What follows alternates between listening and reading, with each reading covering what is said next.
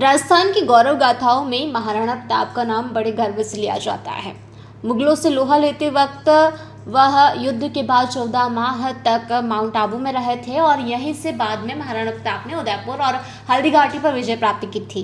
Mount Abu के गुरु शिखर से नीचे की ओर घना जंगल, ऐसा कि आज भी वहां जाना मुश्किल, बिना स्थानीय व्यक्ति की मदद के तो जाना ही संभव नहीं है। ऐसे स्थान पर आज से करीब 438 साल पहले महाराणा प्रताप 14 माह तक रहे, लेकिन अफसोस इस बात का है कि एक भी स्मृति नगर पालिका माउंट आबू बनवा पाने में नाकाम रही है।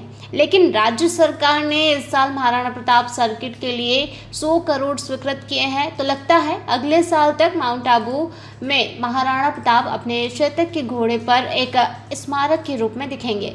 माउंट आबू के चुंगी नाके पर मनाया जा रहा है राजपूत समाज माउंट आबू के तत्वावधान में महाराणा प्रताप जयंती महोत्सव। महाराणा प्रताप के मित्र सिरोही राजघराने के महराब सुल्तान के परिवार के महाराज कुमार देवत सिंह की अध्यक्षता में यह समारोह हो रहा है। बता दें कि माउंट आबू का जुड़ाव महाराणा प्रताप से रहा है। यह महाराणा प्रताप का तपस्या स्थल भी रहा है। माउंट आबू का शेरगांव उनकी तपस्या स्थल का प्रमाण है। उदयपुर हल्दी घाटी में उनकी वीर गाथाएं किसी से छिपी नहीं हैं। माउंट आबू के शेरगांव में सालों से रहे और जहां भी तपस्या करते थे वहां शिव मंदिर भी आज भी मौजूद है, जिसका प्रमाण हमारी कई पुस्तकों में मिलते हैं। लेकिन अफसोस ये जिक्र सिर्फ किताबों में है और नगर पालिका माउंट आबू द्वारा 2002 से नगर पालिका मंडल बोर्ड द्वारा 15 लाख स्वीकृत होने के बाद भी चेतक के घोड़े पर महाराणा प्रताप के स्मृति स्थल या उद्यान के रूप में कुछ भी अभी तक नहीं बना पाया है। लेकिन राज्य सरकार ने महाराणा प्रताप की गाथाओं के लिए इस साल के बजट में 100 करोड़ का प्रावधान किया है कि महाराणा प्रताप के सर्किट को विकसित करने के लिए 100 करोड़ रुपए लगेंगे, जिसमें प्रशासन से माउंट आबू में गौरव से भरे इतिहास को माउंट आबू से जोड़ते हुए इसे विकसित करने की मांग की गई है। वहीं महाराणा प्रताप की वीर गाथाओं की बात की जाए तो माउंट आबू भी उसमें जुड़ा रहता है, क्योंकि अज्ञातवास के समय वे माउंट आबू में रहे थे। माउंट आबू में उनके लिए स्मृति स्थल आदि उद्यान बनाने की बात होती रही। माउंट आबू के चुंगी नाके पर एक उद्यान है जो महाराणा प्रताप स्मारक के रूप में जाना जाता है, लेकिन जो उनके नाम को माउंट आबू के पहचान देनी थी उसकी बात राजस्थान के मुख्यमंत्री के द्वारा भी होती रही।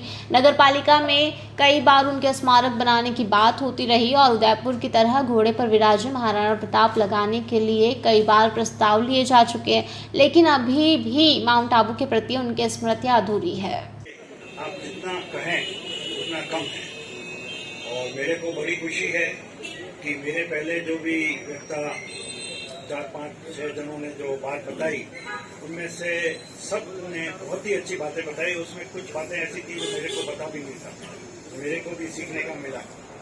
और कविता में भी उन्होंने बहुत अच्छी कविता गाई और अपने मेडिकल प्रकाश जी जो थे उन्होंने तो बहुत ही अच्छा परफॉर्मेंस दिया। तो महाराणा प्रताप के बारे में मैं आपको 2 चीज बताना चाहूँगा। एक तो उनकी शूरवीरता और दूसरा उनका त्याग। ये 2 उनकी सबसे ज्यादा क्वालिटी आप मानिएगा। उनके कई क्वालिटीज थी लेकिन सबसे आउटस्टैंडिंग ये 2 थी। और महाराणा प्रताप के लिए सब जगह पूरे हिंदुस्तान में फंक्शन मनाए जाते हैं, लेकिन आबू में जो फंक्शन अपन होल्ड करते हैं वो उनके लिए स्पेशल है। और जैसे बताया गया कि महाराणा साहब यहाँ पधारे थे, तो मेरे ही पूर्वज थे उस टाइम में महाराज सुल्तान, जिनकी मूर्ति पीछे लगी हुई है, उन्होंने महाराणा साहब को आमंत्रित किया था कि आप यहाँ पधारे हैं, यहाँ का वातावरण भी अच्छा है और ऐसी जगह है कि पता भी नहीं चलेगा। इसलिए महाराणा साहब यहाँ पधारे थे, करीबन 14 महीने यहाँ विराजे थे। और उस समय की एक बात है मैं आपको कहना चाहूँगा, लड़ाई युद्ध वगैरह करना है तो पैसों की जरूरत पड़ती है और लड़ाई और संघर्ष बहुत समय से चल रहा था महाराणा साहब का, तो ट्रेजरी बिल्कुल खत्म हो गई थी। तो लोगों ने सुझाव दिया महाराणा साहब को कि सूरत यहाँ से करूंगा। ऐसे व्यक्ति को हम प्रणाम करते हैं, धन्यवाद देते हैं। मेरे से पूर्व वक्ताओं ने कहा, मेरे साथियों ने कहा कि माउंट आबू में महाराणा प्रताप की आदमकद मूर्ति लगनी चाहिए। इच्छा शक्ति सबकी थी, परंतु करने के लिए कोई भी आगे नहीं आया। इसके लिए हम किसी न किसी रूप में अपने आप को भी ग्लानि महसूस करते हैं कि हमने इस कार्य को संपादित नहीं किया। मेरे साथी पार्षद ने कहा कि प्रशासनिक अधिकारी वही करते हैं जो उनको अच्छा लगता है, डेवलपमेंट की बात होती है। मैं धन्यवाद देना चाहूंगा तत्कालीन बोर्ड का, जिन्होंने महाराणा पूंजा की मूर्ति स्थापित की। महाराणा पूंजा वह व्यक्ति जो महाराणा प्रताप के सेनापति थे, जिनको राणा पूंजा का उपाधि थी। उस कार्यक्रम के तहत भी हमने कहा था कि माउंट आबू के अंदर महाराणा प्रताप की आदमकद मूर्ति लगे। 2002 से लेके आज तक हमने इसी मंच के माध्यम से हर व्यक्ति के सामने ये बात रखी, परंतु आज इस बात का मुझे वजूद इसीलिए लगा कि समाज के हर व्यक्ति ने कहा कि आगामी समय के अंदर जब प्रशासक महोदय इधर आएंगे, प्रशासनिक अधिकारी इधर आएंगे, हम सब एकत्रित होकर उनके पास जाएंगे और दबाव देके कहेंगे माउंट आबू के अंदर महाराणा प्रताप की आदमकद मूर्ति लगे। तो मुझे उम्मीद है कि अवश्य गुप्तवास था। जब हल्दी घाटी का युद्ध हुआ उसके पश्चात में जो गुप्तवास था वो जबकेश्वर महादेव के ऊपर गुजारा। जबकेश्वर जब का मतलब होता है मशाल। गोगुंदा की पहाड़ियों से वहां पर मशालें जलाई जाती थी, झबक जलाई जाती थी, और जबकेश्वर में भी यहां से भी झबक जलाई जाती थी।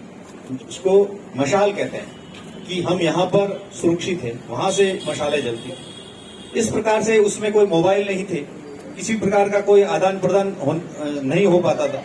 तो उस मशाल जला करके और ये संकेत दिया जाता कि हम यहाँ पर सुरक्षित, इसीलिए उसका नाम जबकेश्वर महादेव मंदिर रखा गया। और वहां से गोगुंदा की पहाड़ियां स्पष्ट साफ नजर आती हैं।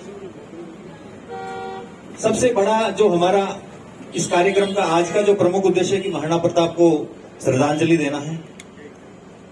कई वक्ताओं ने कहा कि भाई आदमकद घोड़े, इसके लिए हमने एसडीएम साहब से 2-4 दिन पहले कोई मीटिंग हुई थी, तो उसमें हमने निवेदन किया था कि इस प्रकार का प्रस्ताव 10-15 लाख रुपया पूर्व में स्वीकृत हो चुका है सर। तो उन्होंने कहा कि बहुत अच्छी बात। माउंट आबू से अनिल एरन की रिपोर्ट। जयराम जी, किशन काका, राम राम भाई, राम राम। क्या दोनों भाई बैठ के क्या हिसाब लगा रहे हो? ऊटी लहसुन के भाव आ गए क्या? अरे नहीं रे दादा, ये अपना रमेश नया मकान बनाने के लिए लोन ले रहा है। हिसाब किया तो पता चला कि लोन का पैसा तो ईंट और रेती में ही पूरा हो जाएगा।